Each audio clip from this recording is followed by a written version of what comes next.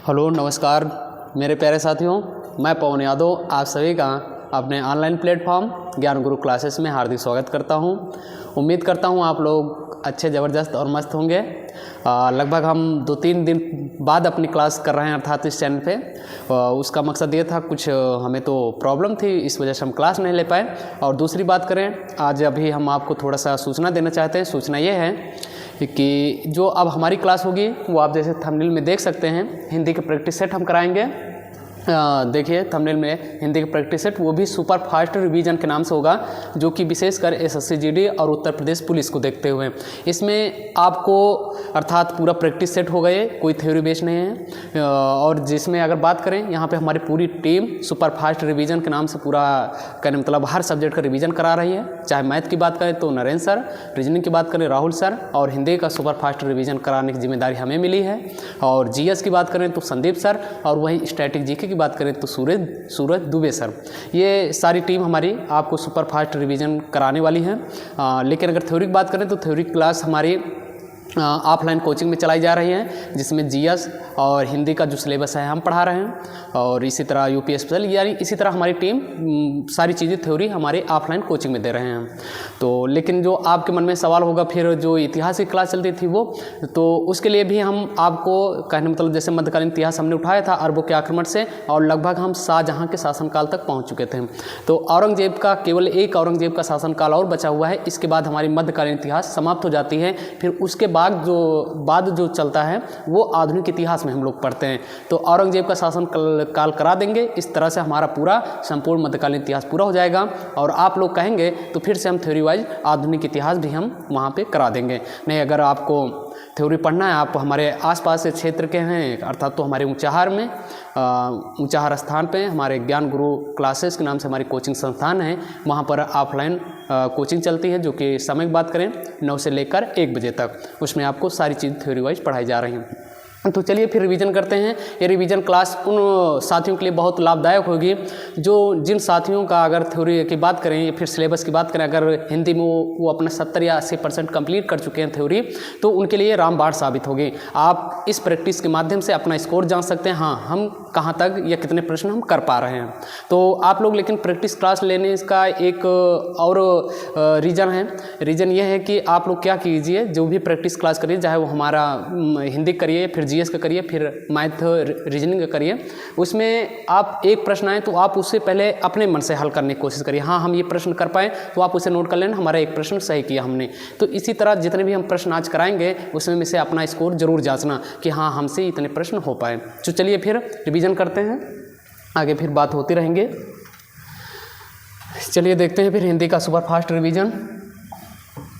चलिए आपके स्क्रीन पर पहला क्वेश्चन है। पहला क्वेश्चन ये है कि हिंदी को राजभाषा का दर्जा कब दिया गया। आपके सामने ऑप्शन है 10 जनवरी 1975, 14 सितंबर 1949, 15 सितंबर 1949 और 10 जनवरी 1990। तो इसका ऑप्शन आप लोग बताएंगे। अगर इसके सही आंसर की बात करें तो 14 सितंबर 1949 को हिंदी को राजभाषा का दर्जा दिया गया। लेकिन अगर पूछा जाए 10 जनवरी 1975 को क्या हुआ था, प्रथम हिंदी सम्मेलन हुआ था। प्रथम हिंदी सम्मेलन, वो भी कहाँ हुआ था, स्थान की बात करें नई दिल्ली। ये हुआ था 10 जनवरी 1975 को। इसीलिए 10 जनवरी को हम क्या मनाते हैं, 10 जनवरी को हम विश्व हिंदी दिवस बनाते हैं। विश्व हिंदी दिवस। वहीं 14 सितंबर की बात करें क्या मनाते हैं, राष्ट्रीय हिंदी दिवस। राष्ट्रीय हिंदी दिवस। आपने विश्व सम्मेलन पढ़ा होगा थ्योरी क्लास में, कहने मतलब लगभग 12 या 13 सम्मेलन हुए हैं। इसी तरह प्रथम हिंदी सम्मेलन जो हुआ था वो 10 जनवरी 1975 को, इसलिए विश्व हिंदी दिवस मनाया जाता है। और 14 सितंबर 1949 को राजभाषा का दर्जा दिया गया। राजभाषा का मतलब ये होता है कि अर्थात कामकाज की भाषा। हिंदी को राष्ट्रभाषा नहीं कहा गया। राष्ट्रभाषा मतलब ये होता है किसी विशेष राष्ट्र या किसी देश की भाषा। इस तरह अगर पूछा जाए भारत राष्ट्र की कोई भाषा है, जी बिल्कुल नहीं, भारत की कोई राष्ट्रीय भाषा नहीं, बल्कि राजभाषा है, यानी कामकाज की भाषा किसे माना गया है, हिंदी को। इस तरह से पहला क्वेश्चन। अगला देखते हैं।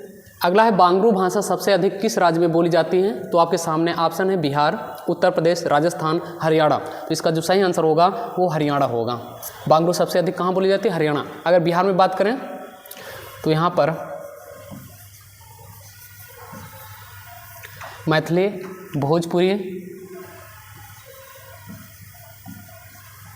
भोजपुरी और मगही ऐसी भाषाएं बोली जाती हैं, ठीक है। और उत्तर प्रदेश में आप जो लोग जानते होंगे अवधी बोली जाती हैं, ब्रज भाषा बोली जाती हैं, और यहीं कन्नौजी भी बोली जाती हैं, और कुछ क्षेत्रों में खड़ी बोली भी बोली जाती हैं। लेकिन बांगरू सबसे अधिक बात की जाए कहाँ बोली जाती है? तो हरियाणा। लेकिन राजस्थान में बात करें तो आपने पढ़ा होगा राजस्थान में 4 भाषाएं, जैसे अगर ये पूर्वी अर्थात इस क्षेत्र कौन होता है? पूर्वी, ये उत्तर होता है, ये दक्षिण, ये पश्चिम। पूर्वी राजस्थान की बात करें तो जयपुरी,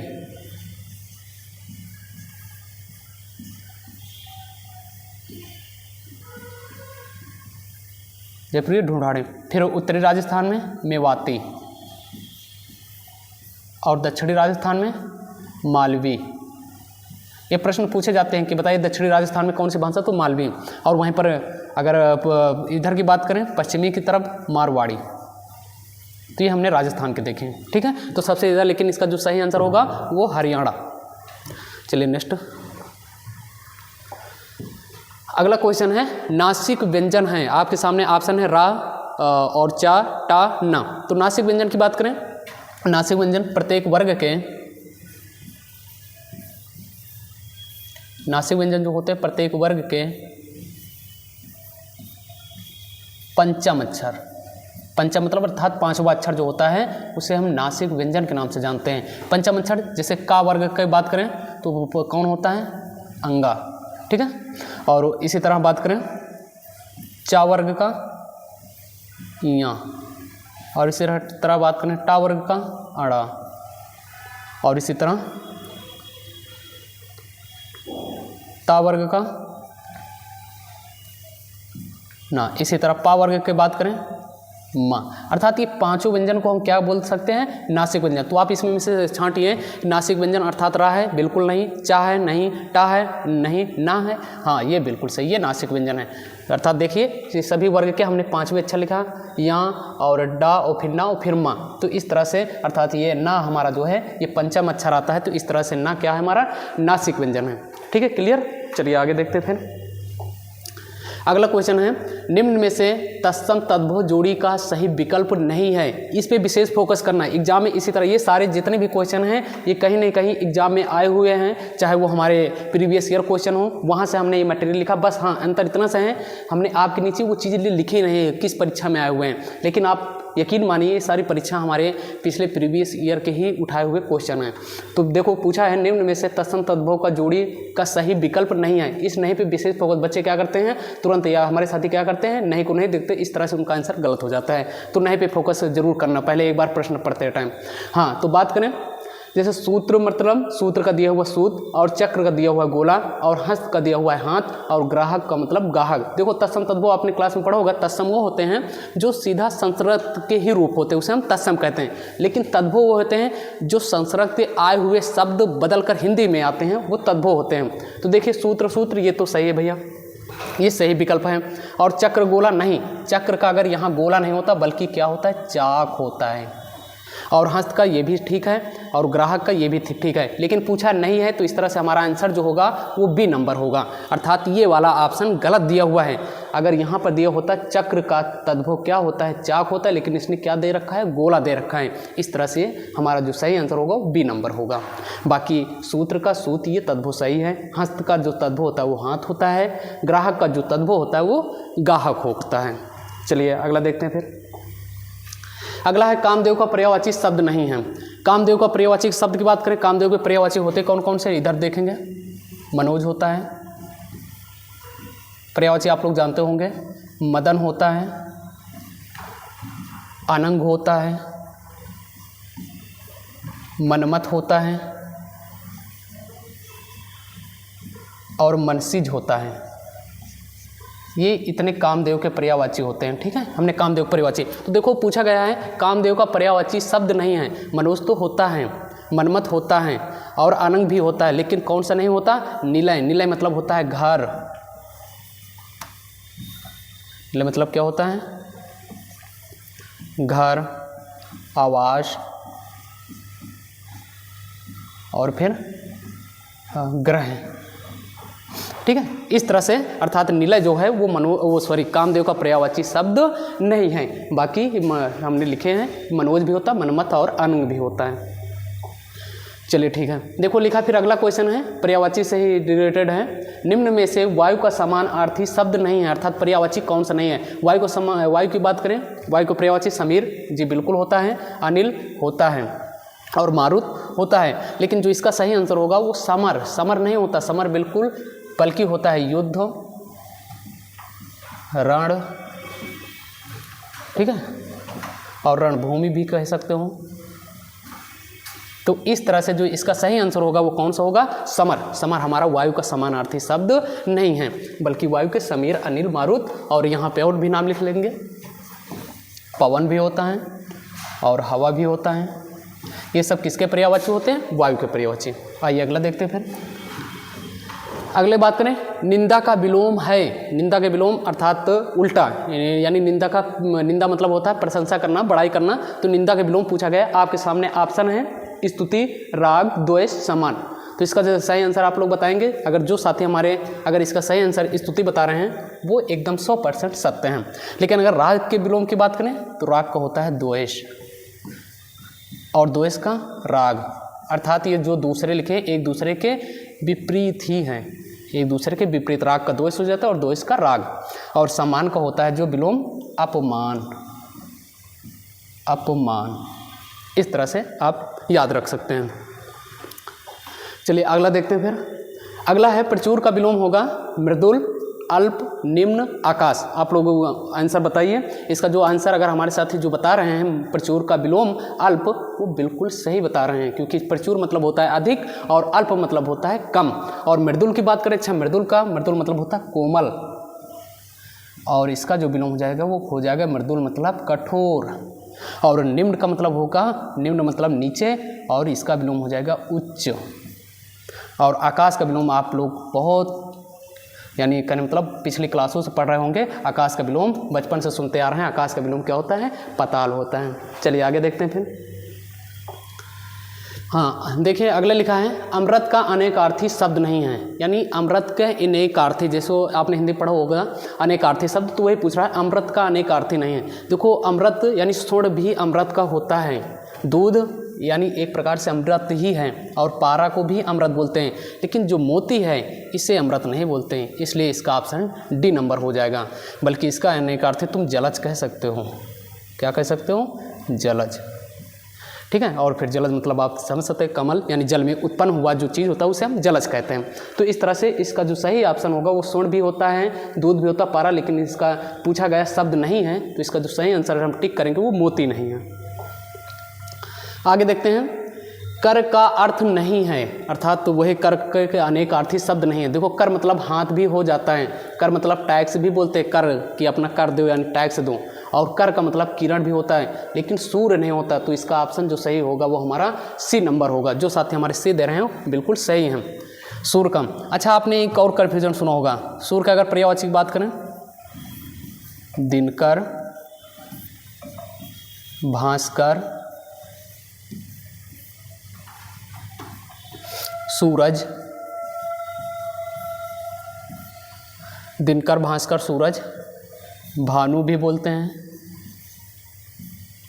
तो इस तरह से सूर्य के पर्यायवाची हैं। लेकिन आपने एक चीज़ और कन्फ्यूजन सुना होगा, एक होते हैं एक शब्द तरणी। थोड़ा अच्छे से लिखते हैं, एक मिनट।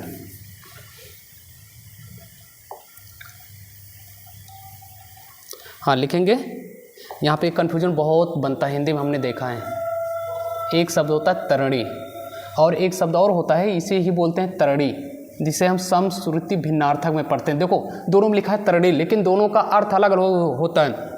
इस तरणी, कभी ये तरणी का मतलब पूछा जाए तो इस तरणी का मतलब होता है सूर्य से, लेकिन इस तरणी का मतलब होता है नाव से। ये बहुत कन्फ्यूजन रहता है, बहुत बार बच्चों या हमारे साथियों का गलत हो जाता है। तो तरणी के इस मतलब जहाँ पर छोटी की मात्रा रहे तो वहाँ पर सूर होगा, और जहाँ पर जिस तरणी में बड़ी की मात्रा, देखो दोनों सुनने में तरणी ही पढ़े जाएंगे लेकिन दोनों का अर्थ अलग अलग हो जाता है। इस तरणी का मतलब सूर होता है और इस तरणी का मतलब नाव होता है। कैसे अपना कन्फ्यूजन दूर रखेंगे, इसमें देखो मात्रा छोटी की लगी है तो हमारे सूर में बड़े ऊ की मात्रा है, यानी बड़ा लगा है। तो जहाँ पर छोटी की जिस तरणी मात्रा है उसमें अर्थात बड़ा ऊ अर्थात सूर में आ रहा है। तो इस तरह से हम अपना कन्फ्यूजन दूर कर सकते हैं। अगला देखते हैं। अगला, वह छत पर से नीचे को गिर पड़ा, शुद्ध रूप होगा, अर्थात इसका शुद्ध रूप जानना चाहता, जो कि हिंदी में पूछा भी जाता है, एक सिलेबस भी है शुद्ध रूप से। तो देखिए, वो छत को गिर पड़ा, अर्थात छत को गिर पड़ा, ये कोई वाक्य है? ये बिल्कुल अशुद्ध रूप है, ये हमारा आंसर नहीं हो सकता। देखो ये पहले ही गलत लिखा हुआ, वो छत पर से नीचे को गिर पड़ा, ये शुद्ध यानी ये भी अशुद्ध लिखा हुआ, इसका शुद्ध रूप जानना चाह रहा है। तो पहला ऑप्शन था वो छत को गिर पड़ा, छत को गिर पड़ा, नहीं गलत है। फिर अगला ऑप्शन है वो छत पर नीचे को गिर पड़ा, ये भी अशुद्ध है। वो छत पर को नीचे गिर पड़ा, नहीं। वो छत से नीचे को गिर पड़ा, वो छत से नीचे को गिर पड़ा, नहीं, ये भी नहीं है। और इसमें का जो सही आंसर होगा वो ऑप्शन नंबर डी हो जाएगा। लेकिन इसके शुद्ध रूप की बात करें, शुद्ध रूप क्या लिखेंगे? वह छत से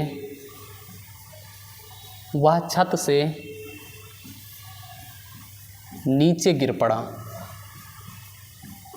वह छत से नीचे गिर पड़ा। अगर ये सही कहीं पे वाक्य हमारा होता तो ये ऑप्शन सही होता, वह छत से नीचे गिर पड़ा। यहाँ को लगाने का कोई रीजन ही नहीं है, ठीक है। तो यहाँ पे भी को लगा, यहाँ पे भी को लगा, यहाँ पे, लेकिन एक ऑप्शन था कोई नहीं इनमें से, तो अर्थात वही ऑप्शन हमारा सही है, ऑप्शन नंबर डी। इसका जो शुद्ध रूप होगा ये होगा वो छत से नीचे गिर पड़ा, को लगाने का कोई सेंस ही नहीं है। चलिए आगे देखते हैं। फिर अगला प्रश्न है, जिसके द्वारा कर्ता कोई काम करता है उसे हम क्या कहते हैं? अर्थात ये हमारे कारक से ही प्रश्न है। अगर आपने कारक पढ़ा होगा तो आप इसका आराम से आंसर देंगे। अभी हाल फिलहाल में अभी हमने कल परसों ही अपने ऑफलाइन कोचिंग पे कारक पढ़ाया है। जिसके द्वारा कर्ता कोई काम करता है उसे हम क्या कहते हैं? कर्म कहते हैं, करण कहते हैं, संप्रदान कहते हैं, अपादान। देखो संप्रदान में होता है को के लिए होता है, को के लिए, अर्थात हम किसी के लिए काम करते हैं तो वो संप्रदान में जाता है। लेकिन पूछा गया जिसके द्वारा कर्ता कोई काम करता है, अर्थात द्वारा पूछा गया। अपादान अलगाव की स्थिति जहाँ पर हो, अलगाव की स्थिति दर्शाता है। और कर्म मतलब अर्थात कर्ता का प्रभाव यानी काम का प्रभाव जिस पर पड़े, अर्थात जिसकी विभक्ति होती है को। लेकिन जिसके द्वारा कोई कर्ता काम करता है तो वो होता है करण, करण के द्वारा। जैसे एक वाक्य है, राम ने बाण से मारा, राम ने बाण से मारा। देखो राम तो हो गया कर्ता, और लेकिन किसके द्वारा किए वही पूछा जा रहा है। जिसके द्वारा कर्ता, अर्थात कर्ता जिसके द्वारा काम करे, अर्थात उसने किसके द्वारा काम किया? बाण से के द्वारा किया। इसलिए हमारा कौन सा कारक हो जाए? करण से के द्वारा, अर्थात करण कारक। ठीक है, चलिए अगला नेक्स्ट, एक मिनट। चलिए अगला है, गायक का स्त्रीलिंग होगा। गायक का अर्थात स्त्रीलिंग पूरा, जैसे हिंदी में दो लिंग होते हैं, कौन कौन से भैया? एक होता है तुम्हारा पुल्लिंग और एक होता है स्त्रीलिंग। अच्छा, पुल्लिंग किसे कहते हैं? पुल्लिंग वो होता है जो पुरुष यानी पुरुष जाति का बोध कराता है, और स्त्रीलिंग वो होता है जो महिला जाति का बोध कराता है। इसके लिए बहुत अच्छा ऑप्शन है मेरा मेरी लगाकर, अच्छा अच्छी लगाकर आप पुल्लिंग और स्त्रीलिंग में भेदभाव यानी पहचान सकते हैं। भेदभाव नहीं, पहचाना जा सकता है। तो उसी तरह पूछा है गायक का स्त्रीलिंग, जैसे होता नहीं कि कहने मतलब सूर का स्त्रीलिंग तो सूर्या हो जाता है, उसी तरह गायक का स्त्रीलिंग आपके सामने ऑप्शन है गायकी, गायिकी, गायिका, गेयिका। अर्थात आप इसमें में से जो इसका सही आंसर होगा वो गायिका होगा, अर्थात लिखे उसी तरह लेकिन कुछ डिफरेंट है हल्का हल्का। तो इस तरह से इसका जो सही ऑप्शन होगा वो गायिका होगा। गायक का स्त्रीलिंग क्या होता है? गायिका होता है। इसी तरह विद्वान का, चलिए कुछ अच्छा लिख लेते हैं। विद्वान का स्त्रीलिंग विदुषी होता है, विद्वान का विदुषी होता है। और भगवान का क्या होता है? भगवान का भगवती होता है। अच्छा, सूर्य का क्या होता है? सूर्य का स्त्रीलिंग सूर्या होता है। ऐसे आप लिख सकते हैं कि यानी पूछा जा सकता है, ठीक है। और इसी तरह दाता क्या होता है, दाता का दात्री होता है, दाता का दात्री। इसी तरह बहुत सारे स्त्रीलिंग आप बना सकते हैं, ठीक है। अगला देखेंगे नयन का संधि विच्छेद क्या होगा। आपके सामने ऑप्शन है ने धन अन, न धन अन, ने धन अयन, ने धन अन। तो इसका जो सही ऑप्शन होगा, अगर जो भी साथी ने धन अन बता रहे हैं वो बिल्कुल सही बता रहे हैं। इसका संधि विच्छेद क्या होगा, ने धन अन। और कौन सी संधि इसमें, आयादी संधियां हैं, आयादी संधियां हैं, ठीक है। इस तरह से इसका जो सही संधि विच्छेद वो ने धन अन होगा। अगला देखते हैं, देखो वाक्यांश के लिए एक शब्द आया है, जो स्त्री सूर्य भी न देख सके के लिए एक शब्द होगा विदुषी। विदुषी तो कहते हैं अर्थात विद्वान महिला को, पढ़ी लिखी महिला कह सकते हो।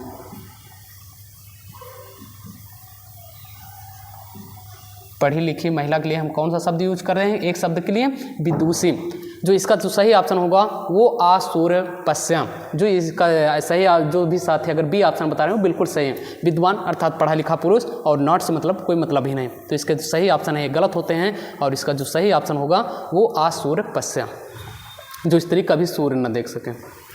अगला है, जो क्रिया अभी हो रही हो उसे हम क्या कहते हैं, अर्थात ये काल से तुम्हारे रिलेटेड क्वेश्चन है। अपूर्ण वर्तमान, समान वर्तमान, संदिग्ध वर्तमान और इनमें से कोई नहीं, अर्थात नॉन ऑफ द दीज। लेकिन इसका जो सही ऑप्शन होगा समान वर्तमान होगा। जो क्रिया अभी हो रही हो अर्थात यानी चल रही हो, समान वर्तमान हो। और संदिग्ध में, जिसमें संदिग्ध हो, और अपूर्ण में अर्थात जैसे कहने मतलब कोई लड़का गाना गा रहा है, अर्थात वो गा रहा है लेकिन अभी वो पूर्ण नहीं हुआ, तो इसलिए वो अपूर्ण है। चलिए अगला देखिए, गूलर का फूल होना, अर्थात मुहावरे के लिए मुहावरा इसका बताइए। गूलर का फूल होने का अर्थ क्या होता है, लाल पीला होना? नहीं, लाल पीला तो अगर होता है, लाल पीला का मतलब होता है गुस्सा होना। कहते हैं भैया लाल पीला मुंह काहे लिए बनाए हो, अर्थात गुस्सा हो काहे लिए, तो गुस्सा होना लाल पीला का मतलब होता है। देखो सुंदर होना ये भी नहीं है, अर्थात ये ऑप्शन नहीं है। सुंदर होना नहीं, विवरण होना नहीं, दुर्लभ होना ये सही ऑप्शन है, सॉरी दुर्लभ होना ये सही ऑप्शन। कहते हैं भैया तुम गुलरी के फूल हो गए हो, कहाँ, अर्थात गुलर के फूल होना मतलब दुर्लभ होना, यानी बहुत दिनों बाद, या ईद का चांद होना तो वो तो बहुत दिनों बाद, लेकिन गुलर का फूल होना जैसे गुलर का फूल आसानी से नहीं मिलता, दुर्लभ वस्तु होना या दुर्लभ होना। चलिए अगला देखें, अल्प प्राण वर्ण है। आपने पढ़ा होगा जब वर्णमाला में, तो अल्प प्राण होते कौन से हैं, जैसे का, ख, ग, घ, अंगा। आपने पढ़ा होगा अल्प प्राण मतलब होते हैं जिनको बोलने टाइम हमारे कम हवा की आवश्यकता या हमारे मुख से कम वायु की आवश्यकता पड़े, उसे हम अल्प प्राण कहते हैं। और इसी का दूसरा भाग होता है महाप्राण, अर्थात जिस वर्ण को हमें बोलते वक्त बहुत वायु की या अधिक वायु की आवश्यकता पड़े उसे हम महाप्राण कहते हैं। तो इसमें आप देख सकते हैं इसका जो अल्प प्राण होते हैं वो पहला और तीसरा और पाँचवा, ये जो दोनों होते हैं अर्थात ये क्या होते हैं, पहला, तीसरा और पांचवा और हमेशा अल्प प्राण होते हैं। लेकिन वहीं पर दूसरा और चौथा, दूसरा एंड चौथा ये हमारे क्या होते हैं, महाप्राण। प्रत्येक वर्ग अर्थात का से लेकर पा वर्ग तक में ऐसे हम अल्प प्राण और महाप्राण निकाल सकते हैं। तो इसमें में से बताइए, अर्थात किनको बोलते वक्त कम हवा की जरूरत पड़ रही, खा नहीं, ये महाप्राण आएगा क्योंकि दूसरा वर्ण। और इसी तरह गा, हाँ ये आएगा, अर्थात गा हमारा क्या है, अल्प प्राण है। और छा की बात करें ये भी अर्थात महाप्राण है, और यानी ढा की बात करें ये भी महाप्राण है। तो आप इसी तरह हर वर्ग से निकाल सकते हैं, हर वर्ग का पहला, तीसरा और पांचवा वर्ग क्या होता है, अल्प प्राण, और प्रत्येक वर्ग का दूसरा और चौथा क्या होता है, महाप्राण। आप ये सारी चीज़ें आपने थ्योरी क्लास में पढ़ी हैं। अगला देखिए, अगला है ललित ललाम किसका ग्रंथ है, अर्थात ललित ललाम के लेखक पूछे गए हैं। तो इसका जो सही ऑप्शन आप टिक करिए, भूषण, मलिक मोहम्मद जायसी, पद्माकर और मतीराम। इसका जो सही ऑप्शन होगा वो मतीराम होगा। भूषण की बात करें, शिवा बावनी लिखी है, शिवा बावनी, और इन्होंने लिखा है शिवराज भूषण।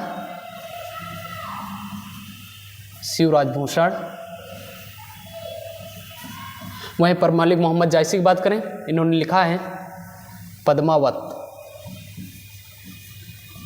पद्मावत और पद्माकर ये भी नहीं है, न मलिक मोहम्मद जैसी, न भूषण। इसका जो सही ऑप्शन होगा वो मतीराम अर्थात ललित ललाम ग्रंथ किसने लिखा है? मतीराम जी ने लिखा है। अगला देखते हैं, मैथिल कोकिल किसे कहा जाता है यार? अर्थात मैथिल कोकिल के नाम से किस विद्वान को जाना जाता है? चंद्रबरदाई नहीं, ये चंद्रबरदाई वही हैं जो पृथ्वीराज चौहान का सेनापति थे। विद्यापति, अमीर खुसरो, तुलसीदास। इसका जो सही ऑप्शन होगा वो विद्यापति को कहा जाता है मैथिल कोकिल। अमीर खुसरो को तोती ए हिंद कहा जाता है। तोती ए हिंद अर्थात भारत का तोता इन्हें कहा जाता है। किसे? अमीर खुसरो को भारत का तोता। ठीक है, अमीर खुसरो आपने सितार और तबला के आविष्कारक भी माने जाते हैं। और तुलसीदास, इन्हें हम प्यार से बोलते हैं गोस्वामी तुलसीदास, जिन्होंने क्या लिखा है? रामचरित मानस। ठीक है, अगला देखते हैं नेक्स्ट। हाँ, अगला है वीर गाथा काल किसे कहा जाता है? आदिकाल को, रीतकाल को, भक्ति काल को और भारतेंदु युग को। इसका जो सही ऑप्शन होगा वो आदिकाल को कहा जाता है, वीर गाथा काल।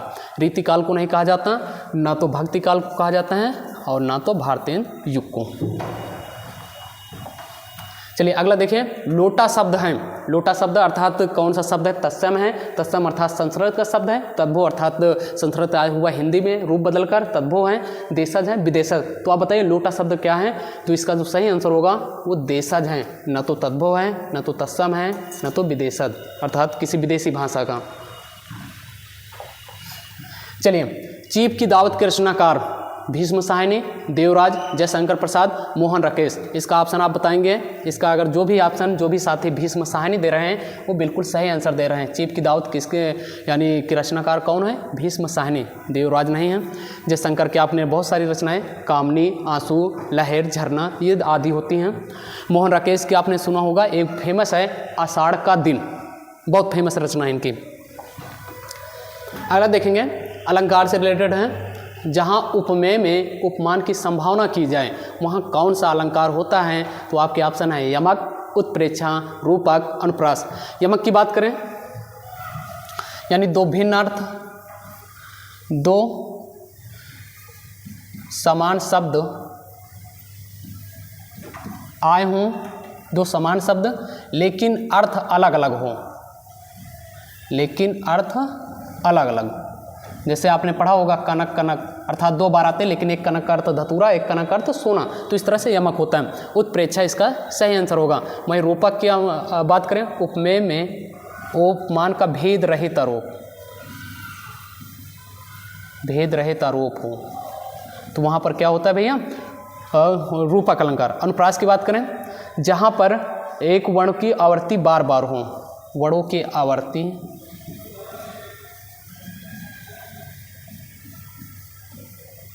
बार बार।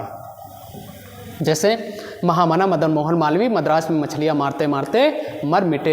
ये फिर खड़क सिंह के खड़कने से खड़कती हैं खिड़कियाँ, खिड़कियाँ के खड़कने से खड़कता है खड़क सिंह। इन सब में कौन सा अलंकार है? अनुप्रास अलंकार है। तो ये सारी अलंकारास यानी अलंकार हाफ चैप्टर आपने अच्छे से पढ़ा होगा। चलिए अगला, उत्साह किस रस का अस्थायी भाव है? अर्थात आपने रस पढ़ा होगा।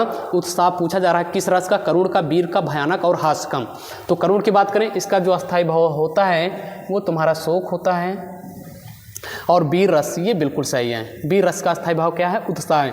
लेकिन भयानक की बात करें, भय होता है, भय। और हास्य रस का मतलब जहाँ पर हंसी आए, हास्य इसका अस्थायी भाव होता है। इस तरह से तुम्हारा उत्साह किस रस का अस्थायी भाव है? तो आप कह सकते हैं वीर रस का। चलिए अर्थात ये हमारे आज 25 क्वेश्चन थे। आप लोग बताना तुम्हारे 25 क्वेश्चन में क्या स्कोर रहा। ये चीज़ आप हमें कमेंट बॉक्स में बताएंगे। 25 में से आप कितने प्रश्न सही कर पाएँ। और जितने भी क्वेश्चन थे ये हिंदी के 25 क्वेश्चन सभी के सभी एग्जाम में आए हुए क्वेश्चन हमने उठाए। और आगे जो भी प्रैक्टिस होगी वो सारे एग्जाम से रिलेटेड या एग्जाम में प्रीवियस ईयर के कुछ दिन चले गए। फिर उसके बाद हम जो एग्जाम में आ सकते, जैसे आगे आपने थंबनेल में देखा था प्रश्न वही जो एग्जाम में आए, तो वैसे ही हम आपको प्रश्न लेकर आएंगे। तो आप लोग अपना स्कोर जरूर बताना कि हाँ सर हमने 25 में इतना सही कर पाए ईमानदारी से। ठीक है। तो ये 25 क्वेश्चन थे। और हाँ, कमेंट में एक चीज़ और भी बताना, ये प्रैक्टिस क्लास कैसे लगी, इसमें अपना कुछ सलाह भी दे देना कि हाँ ऐसे ऐसे किया जा सकता है, कि फिर आप अगर प्रश्नों की संख्या और चाहते हैं तो हम और लाएंगे। लेकिन हमारे हिसाब से अगर 25-30 आप प्रैक्टिस कर रहे हैं तो अभी एक लंबा एग्जाम है, चाहे SSC GD की बात करें, अभी फरवरी अर्थात 23 फरवरी से एग्जाम होगा, एक लंबा समय है। लंबा समय नहीं लेकिन फिर भी हाँ जनवरी लगी है, अर्थात हमारे पास टाइम है, आराम से आप अगर रिवीजन करते हैं तो सारी चीज़ें क्लियर हो जाएंगे। वहीं उत्तर प्रदेश पुलिस की बात करें तो उसके लिए तो हमें पर्याप्त समय है। आप अगर 25-30 क्वेश्चन भी आप एक बेहतरीन एग्जाम तक रिवीजन कर रहे हैं तो आपके पास ढेर सारे क्वेश्चन या ढेर सारा रिवीजन आप कर सकेंगे। चलिए फिर मिलेंगे कल एक बेहतरीन प्रैक्टिस साथ, तब तक के लिए अपना ख्याल रखना और अपना स्कोर जरूर कमेंट बॉक्स में बताना। मिलते हैं, तब तक अपना ख्याल रखना। जय हिंद, जय भारत।